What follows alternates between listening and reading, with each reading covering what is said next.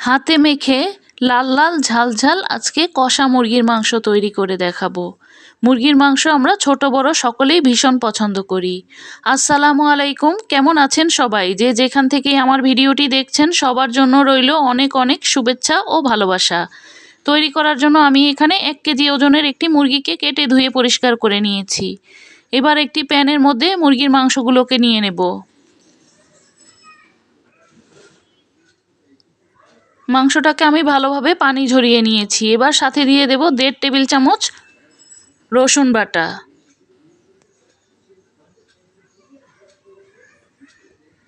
দিয়ে দেব 1.5 টেবিল চামচ আদা বাটা,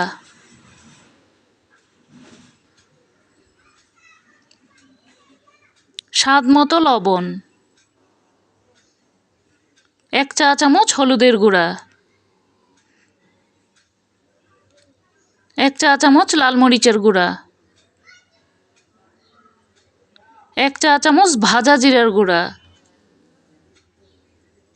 1 চা চামচ ভাজা ধনিয়ার গুঁড়া।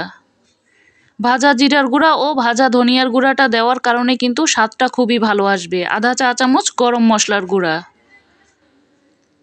5টি এলাচ, 2 টুকরা দারচিনি, ছোট সাইজের 2টি তেজপাতা, 1 চা চামচ কাশ্মীরি লাল মরিচের গুঁড়া একটু লাল লাল করার জন্য, 2 মুঠের মতো পেঁয়াজ কুচি, দিয়ে দেব রান্নার তেল। হাত দিয়ে এবার খুব ভালোভাবে মেখে নেব। আমি এটাকে হাতে মাখিয়ে রান্না করব আজকে।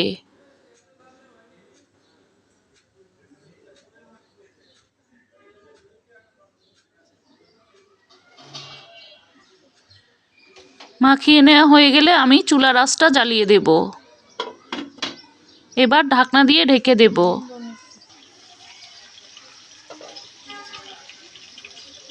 মাঝে মাঝে ঢাকনাটা খুলে একটু নাড়াচাড়া করে নেব।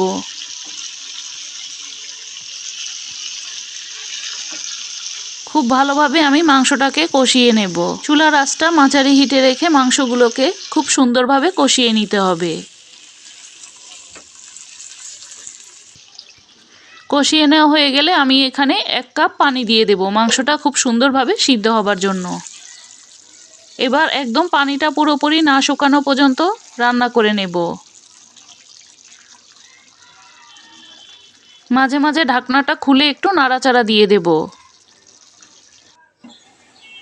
পানিটা কিন্তু পুরোপুরি শুকিয়ে গেছে। এখন আমি চুলাটা বন্ধ করে দিয়েছি।